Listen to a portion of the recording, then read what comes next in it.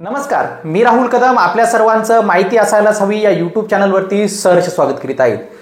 मित्रांनो, आज आपण या व्हिडिओमध्ये जाणून घेणार आहोत की आपण घर बसल्या आपल्या आधार कार्डवरील ॲड्रेस कशा पद्धतीने चेंज करू शकतो याची एकदम सोपी पद्धत आज मी आपल्याला ह्या व्हिडिओच्या माध्यमातून दाखवणार आहे। तर याकरता हा व्हिडिओ शेवटपर्यंत पहा आणि आपण माहिती असायलाच हवी या यूट्यूब चॅनलवर पहिल्यांदा आला असाल तर हा यूट्यूब चॅनल सबस्क्राइब करायला सुद्धा विसरू नका। चला सुरू करूया आजचा हा व्हिडिओ।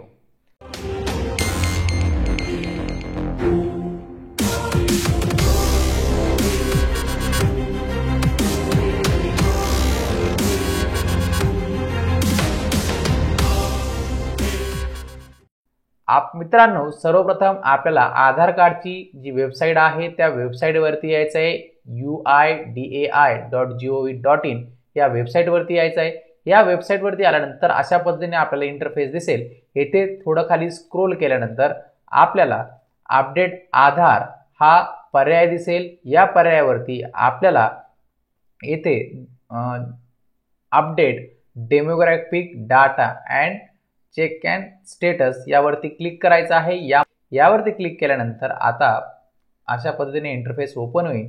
आपल्याला येथे लॉग इन या पर्यायावरती आपल्याला क्लिक करायचं आहे। लॉग इन या पर्यायावरती क्लिक केल्यानंतर आपल्याला येथे आपला जो काही आधार कार्ड नंबर आहे तो आधार कार्ड नंबर टाकायचा आहे। कॅप्चा कोड इथे जो दिसत आहे तो कॅप्चा कोड टाकायचा आहे आणि लॉग इन विथ OTP या पर्यायावरती आपल्याला क्लिक करायचं आहे। तर मी आता इथे जो आधार कार्ड नंबर आहे तो टाकून घेतो घ्यायचा आहे।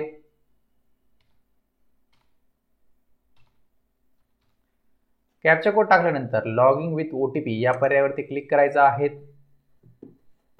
आपल्या मोबाईलवरती जो OTP रिसीव्ह झाला असेल तो OTP आपल्याला इथे टाकून घ्यायचा आहे। त्यानंतर लॉग इन या पर्यायावरती क्लिक करायचा आहे। अशा पद्धतीने आपण OTP ने लॉग इन करून आल्यानंतर इथे आपल्याला पहिला जो काही पर्याय दिसतो आहे तो म्हणजे ॲड्रेस अपडेट। तर आपण ॲड्रेस अपडेट या पर्यायावरती क्लिक करायचा आहे। या पर्यायावरती क्लिक केल्यानंतर आपल्याला इथे विचारलं जातं आहे की अपडेट आधार ॲड्रेस ऑनलाईन आपण ऑनलाईन रीतीने इथे ॲड्रेस चेंज करू शकतो किंवा आपल्या हेड ऑफ फॅमिलीचे म्हणजे पतीचं रेशन कार्ड आधार कार्ड वापरून सुद्धा आपण ॲड्रेस चेंज करू शकतो। तर आपण अपडेट आधार ओनलीने आपला जो काही ॲड्रेस चेंज करायचा आहे तो ॲड्रेस इथून चेंज करणार आहोत। तर यावरती क्लिक केल्यानंतर हे विविध काही जे काही ऑप्शन आहेत ते दिसतात। तर इथे खाली आपल्याला दिसतं प्रोसीड टू अपडेट आधार या पर्यायावरती क्लिक करायचं। आता इथे सांगितलं जात आहे की ॲड्रेस चेंज आपल्याला कोणतेही लिमिट नाही आहे। आपण इथून प्रोसीड टू अपडेट आधार या पर्यायावरती परत एकदा क्लिक करायचं। या पर्यायावरती क्लिक केल्यानंतर आपल्यासमोर आता जे काही आधार कार्डचे डिटेल्स आहेत ते इथे ओपन झालेले आहेत। तर इथे जो काही आपण पहिला पत्ता आपला आधार कार्डवरती असेल तो इथे आलेला आहे। तर आता इथे आपल्याला विविध जे काही पर्याय आहेत किंवा माहिती आहे ती भरायची आहे। केअर ऑफ म्हणजे तर जे काही मुलगा असेल तर केअर ऑफमध्ये वडिलांचं नाव येईल। जर लग्न झालेली महिला किंवा मुलगी असेल तिथं पतीचं किंवा वडिलांचं नाव इथे येणार आहे। तर केअर ऑफमध्ये आपण आपल्या पतीचं किंवा वडिलांचं जे काय आहे ते पूर्ण नाव आपल्याला इथे टाकायचं आहे। नाव टाकल्यानंतर आता आपल्याला इथे मराठीमध्ये परत एकदा ते नाव दिसत आहे ते एकदा कन्फर्म करून घ्यायचं आहे नाव व्यवस्थित आहे का। त्यानंतर आपल्याला इथे हाऊस बिल्डिंग क्रमांक इथे टाकून घ्यायचा आहे। जर आपल्याकडे ते डॉक्युमेंट उपलब्ध असतील ते ॲड्रेस प्रूफ जोडण्यासारखे। त्यानंतर इथे आपल्याला स्ट्रीट लोकल रोड नेम टाकायचा आहे। तर लोकल रोड नेम जर असेल तर तो आपण इथे टाकू शकतात।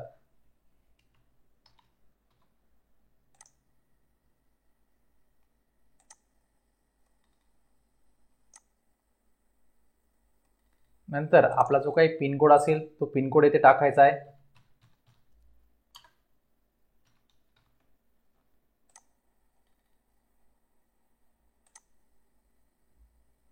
पिनकोड टाकल्यानंतर बाकीचं जे काही आपला राज्य आहे ते ऑटोमॅटिकली निवडलं जाणार आहे। जिल्हा सुद्धा आपला इथे निवडला जाणार आहे। त्यानंतर आपल्याला येथे विलेज टाउन सिटी तर इथे आपल्याला विलेज टाउन सिटी सिलेक्ट करायची आहे। आपल्या गावाचं नाव इथे निवडल्यानंतर गावाचं नाव मराठीत एकदा चेक करून घ्यायचं आहे. त्यानंतर आपला जो काही पोस्ट ऑफिस आहे ते पोस्ट ऑफिस इथे व्यवस्थित निवडलं गेलं आहे ते चेक करायचं आहे. हे सर्व डिटेल्स झाल्यानंतर आता आपल्याला जो काही प्रूफ आहेत, पुरावा आहेत ते इथे जोडायचे आहेत. तर आपण कोणकोणते पुरावे जोडू शकतो तर ते आपण एकदा समजून घेऊया. तर ही लिस्ट ऑफ डॉक्युमेंट इथे आपल्याला जे काही आहे ते विविध दिसतात. यामध्ये जे काही अकोमोडेशन लेटर्स आहेत, त्यानंतर रेंट ॲग्रीमेंट आहेत, इलेक्ट्रिसिटी बिल आहेत, मॅरेज सर्टिफिकेट आहेत, मनरेगा जॉब कार्ड आहेत, पासपोर्ट आहेत, वोटर ID, गव्हर्नमेंट सेंट्रलचे जे काही कार्ड आहेत ते जे काही आपल्याला ॲड्रेस प्रूफ करता जे योग्य कागदपत्र आपल्याकडे असेल या लिस्टमधलं ते सिलेक्ट करायचे. इथे सध्या मॅरेज सर्टिफिकेट उपलब्ध आहेत म्हणून मी मॅरेज सर्टिफिकेट इथे सिलेक्ट करत आहोत आणि ओके करणार आहोत. आता ते मॅन्युअल डॉक्युमेंट इथे अपलोड करून घेत आहे. आता कंटिन्यू टू अपलोड या पर्यायावरती क्लिक करायचं.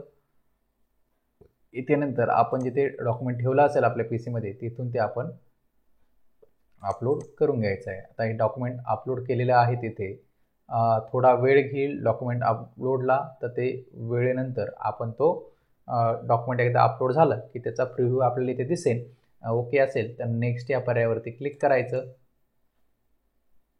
नेक्स्ट या पर्यायावरती क्लिक केल्यानंतर आपल्याला सर्व ज्या काही डिटेल्स आहे त्या डिटेल्सचा प्रिव्ह्यू इथे दिसणार आहे. तो सर्व डिटेल्स इथे पाहिल्यानंतर आपल्याला जर काही दुरुस्ती करायची असेल तर आपण इथे एडिट पर्याय वापरू शकतात किंवा direct I hereby confirm इथे सुद्धा आपण क्लिक करू शकतात. यानंतर परत एकदा आपल्याला इथे विचारलं जात आहे इथे क्लोज करायचं आणि आपण ॲग्री करत आहोत जे काही आपण डॉक्युमेंट अपलोड केलेलं आहेत इथे लिहिलेलं आहे ती सर्व माहिती. त्यानंतर नेक्स्ट या पर्यायावरती क्लिक करायचं. आता इथे आपल्याला पेमेंट सत्य विचारलं जात आहे तर 50 रुपयाची प्रोसेसिंग फी आहे तर ती आपण कन्फर्म करत आहोत की भरण्यासाठी आपण देत आहोत. आणि आपण आता इथं पेमेंटचा पर्याय सुद्धा इथून दोन्हीपैकी एक कुठलाही निवडू शकतात. तर जो काही योग्य वाटेल तो निवडा आणि मेक पेमेंट या पर्यायावरती क्लिक करायचं. मेक पेमेंट पर्यायावरती क्लिक केल्यानंतर आता इथे आपल्याला 50 रुपये आपण QR कोडच्या माध्यमातून सुद्धा भरू शकता. तर आपण ऑनलाईन QR कोड आता वापरणार आहोत आणि जी काही फी आहे ती फी सुद्धा आपण येथे ऑनलाईन भरणार आहोत. मी पेड करत आहे. पेड झालेली आहेत. आता ही थोडा प्रोसेसिंगला वेळ घेईन आणि आपलं जे काही पेमेंट हे कन्फर्म होईल. अशा पद्धतीने पेमेंट हे आपलं झालेले आहेत. थोड्या वेळ इथे थांबायचं आहे. वेबसाईट पूर्ण रिलोड होईल आणि आता हे कन्फर्मेशनसुद्धा आपल्या इथे आलेलं आहे. ही जी काही ॲक्नॉलेजमेंट रिसिप्ट आहे ती सुद्धा आपण इथून डाउनलोड करून घेऊ शकतात. हे 30 दिवस ते 60 दिवसाचा कालावधी लागू शकतो याकरता डॉक्युमेंट अपलोड होण्यासाठी किंवा अपडेट होण्यासाठी. तर आपण कमीत कमी 8-10 दिवसांनी परत एकदा चेक करून घ्यायचं आहे की आपले डॉक्युमेंट व्यवस्थितरित्या अपडेट झालेले आहे की नाही, ॲड्रेस बदलले आहे की नाही. तर आपल्याला आजचा हा व्हिडिओ आवडला असेल, आपण माहिती असायलाच हवी या यूट्यूब चॅनलवर पहिल्यांदा आला असाल तर हा यूट्यूब चॅनल नक्की सबस्क्राईब करा. त्यासोबत शेजारी बेल आयकॉन दाबायलाही विसरू नका. भेटूया पुढील व्हिडिओमध्ये. धन्यवाद.